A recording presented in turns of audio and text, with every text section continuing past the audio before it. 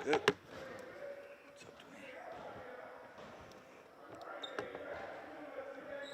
one of the things that Dylan was just here talking. He was saying that he knows that you trust him to figure it out. Like he knows, okay, coach, trust me. He knows that I'm out of character a little bit, but he trusts I will always get it right. How much of that is building that relationship with him that probably started when went to dinner in Toronto way back in the summer? I mean, yeah, he's been through everything in this league, so that's what all veteran players, as you get to learn them, what they do on the court, how they are as people, character that they live with. That's all this. That's what it's about. These relationships you're learning over time. I've seen him always from afar. He's an emotional, fiery, competitive dude. So, I got no issues with Dylan. You look ahead at Golden State, just kind of what can you take from the last matchup that you had a while ago? I'm not sure very much. I think both of us are in a different place where we were then.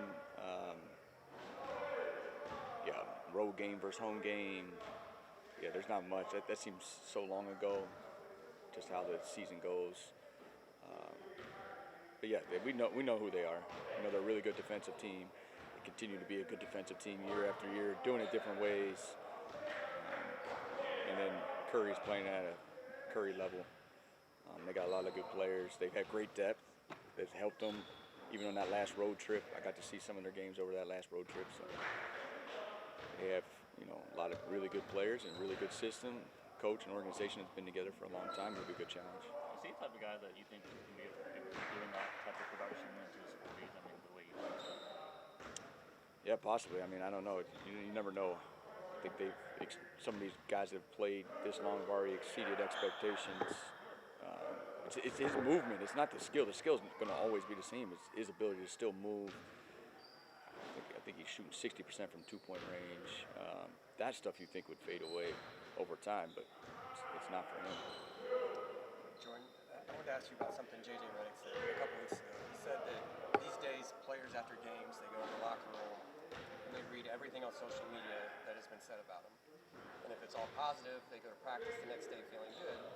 If it's negative, they go to practice the next day feeling lousy. And the hardest part as a coach is to get them to be at neutral going into the next day. Have you noticed that during your time in the NBA, or had to kind of monitor that or coach that at all? It's probably a little different. Like his background and my background is probably pretty different.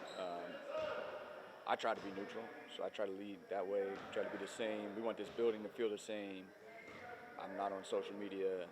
Some of those things I just try to get out of my life. So when they come in here, I'm hopefully, it's the same standard that they see every day. Our staff operates that way. And then if there's stuff that we need to clean up on good or bad days, we're going to clean it up. And I think we're from two different paths, but we know guys bring their own experiences into the building every day, and we try to be as consistent as possible. You look at your second units, usually when you're assuming your team is healthy, the Colin and also the Nick feel like they're always creating an advantage either directly in it or external level. What do you see from those two players and how they're able to kind of counter coverages and just create offensively? Well, we don't have much consistent lineups amongst us because of so much turnover in the off season, but those two guys have played together. Their reps last season. I still think the reps matter in the summer. They had some the summer before and this summer. They both are fast movers, not only in speed, but then their IQ's high.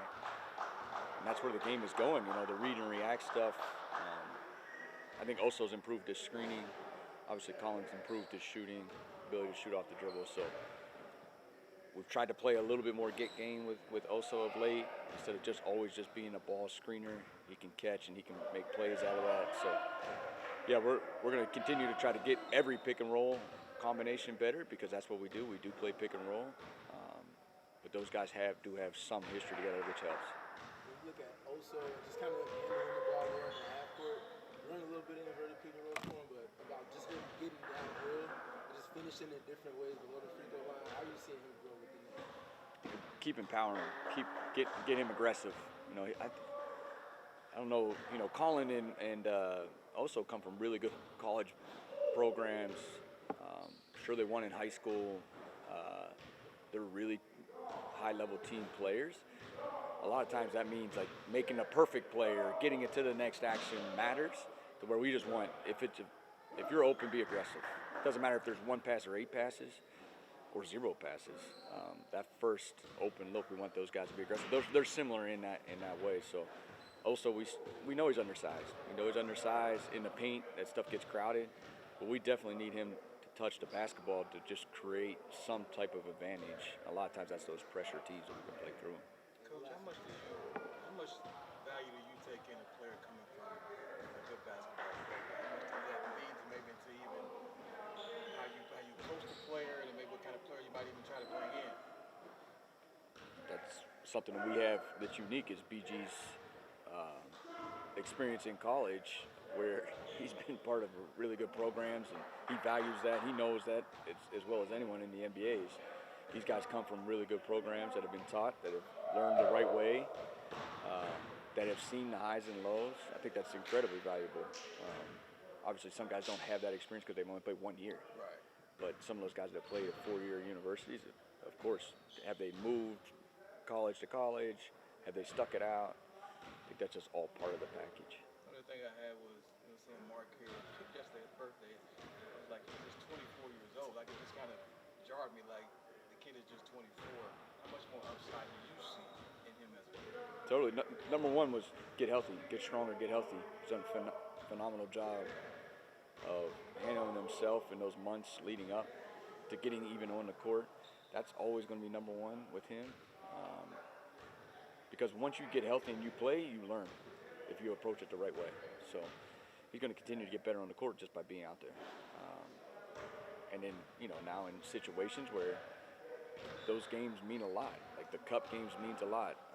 Playing against LeBron James and the Lakers, that means a lot. So just getting him out there on the floor is the first hurdle, which he's done an unbelievable job of, and now he'll just continue to learn. The upside is real. The upside is pretty high. He handles himself older than 24 years old, and I think that's part of the reason why we often forget. You all are fourth in offensive rebound rate right now. Curious from just kind of watching the film and seeing how things have developed.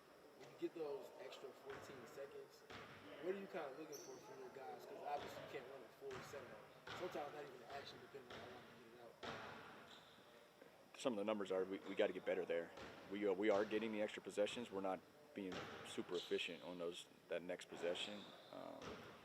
Partly, in my opinion, is we're getting guards to rebound. It's not always just a 5 where you can get the offensive rebound, put it back. That's not kind of what we have.